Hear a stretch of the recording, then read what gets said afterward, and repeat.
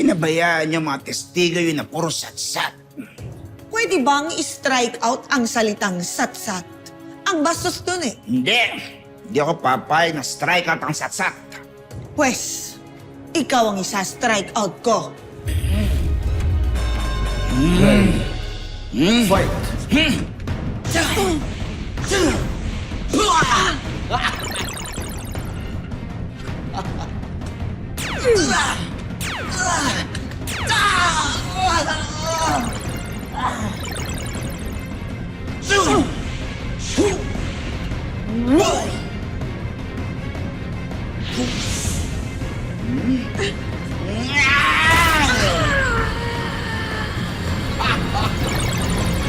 Yes! You lose. Yes! Ano? You lose. Ba't ako natalo? Hindi ako papayag! Pumapatol ka sa babae.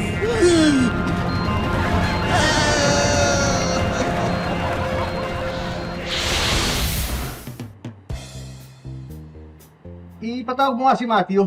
Okay po, sir. Thank you. Chief, good morning. Pinatawag niyo raw ako. Oo, alam mo, nagreklamo sa akin yung mga kasamahan mo sa opisina. Absent ka raw ng absent. Ha? Importante yung ginagawa na dito sa Comelec. Tapos, absent ka, dapat lagi kang present. Naku, Chief, pasensya na ho. Lagi ho kasi sumasakit yung tiyan ko. Kaya hindi ako nakakapasok. Lagi ako nanlalata. Masakit yung tiyan mo, 2 buwan, pero mataba ka pa rin? Ano nangyari yun? Sorry ho. Chief, pasensya na. Hindi lang naman ho yun yung dahilan. Minsan ho kasi lagi talaga din sumasakit yung ulo ko. Tsaka, bumabaha ho sa amin lagi. Alam mo, puro ka excuse ha. Pagod na ako sa excuses mo. Simula bukas, huwag ka na pumasok. You're out. Tanggal ka na. Chief, Hmm. Chief, wag naman, Chief. Naku, wala akong sisweldohin, Chief, kapag sinisante niyo ako. Ay talagang wala kang susweldohin. Ha? Sinasayang mo yung buwis ng mga mamamayan. Ha? Importante yung ginagawa natin. Government office tayo tapos ganyan ka? Hindi na. Huwag na. Umalis ka na. Chief, sorry ho talaga. Bigyan niyo pa ako isang pan-chance. Hindi na. Hindi na. You're out. Sorry. You're fired. Ganon. Sir, Hmm. kung yan ho yung napagdesisyonan niyo, kukumplituhin ko na lang yung requirements ko para magsasubmit ako ng bagong application dito. Dito? Sa Comelec ulit? Opo. Bakit ka dito mag-a-apply ng trabaho? Sinisanti nga kita. Sir, hindi naman ho ako mag-a-apply dito as empleyado. Ano? Tatakbo ako sa eleksyon. Para kapag nanalo ako, pwede ako ma-absent. Pero, tuloy-tuloy yung sahod. Di ba ganun din naman yung ginagawa ng ibang politiko? Oo, ganun na. Bossing! Good morning po. Ano po ikakarga natin? Ay, hindi ako magpapakarga. Ibebenta ko na yung gasolina ko eh. Sige na, sipsipin mo na.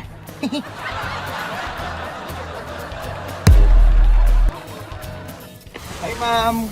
Good Ay, morning po. Good morning! Ang ganda niyo naman po. Ano po ipapakarga natin? Ay, hindi ako magpapakarga ng gas. Nandito lang ako para mag-selfie, para mukhang may pambili ako. Ay, kuya, usog ka para makita yung ano. Dali, ayan. Ayan, hey! Ay, kuya, kita ka. Hindi ka kasama. Ayan, ang mahal ng gas! Hi, boss. Good morning po. Ilang litro po yung kakarga natin? 1 litro lang. Tapos, lagyan mo ng maraming bato yung tangke para madaling mapuno. Ha?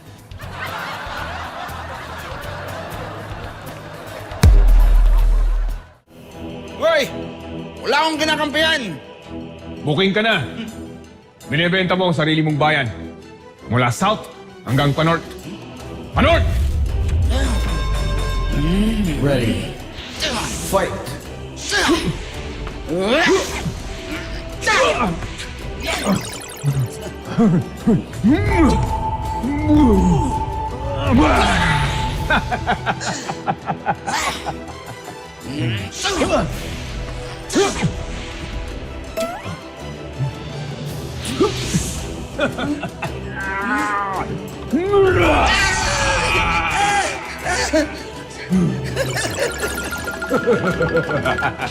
Booking ka na!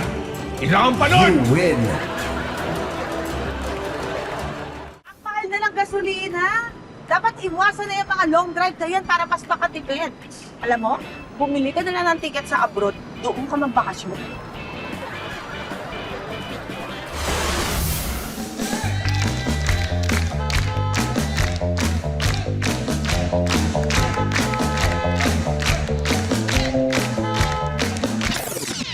Hoy, balita ko, marami ka raw naipon para sa jowa mo.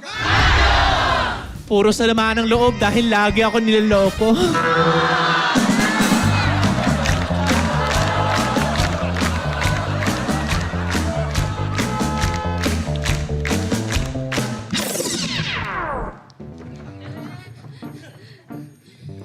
Alam nyo ba, namimiss ko na yung ex ko. Kasi hindi niya na ako pinupost eh. Ang arte mo, te. Di ba ikaw yung nang-ghost?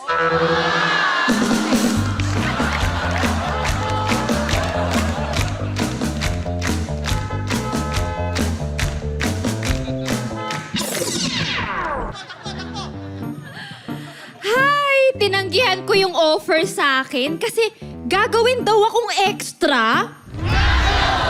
Delulu ka kasi, lagi kang bida-bida.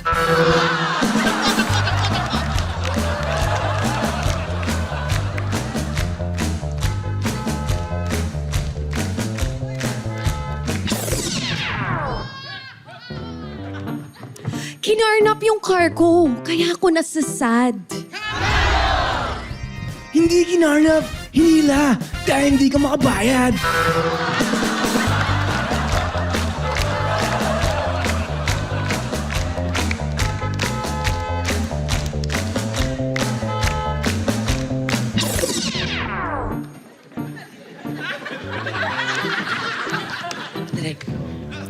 Walang nananalo sa akin sa online bardagulan. Pero sa personal, ikaw ang lagi pinapatukan.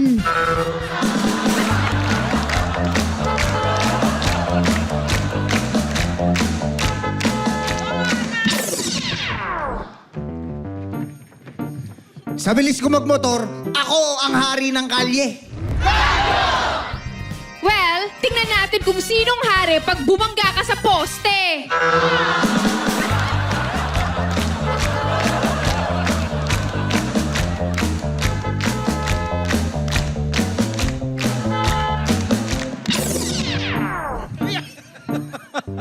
Kaya ko sumabay sa mga Gen Z na maporma.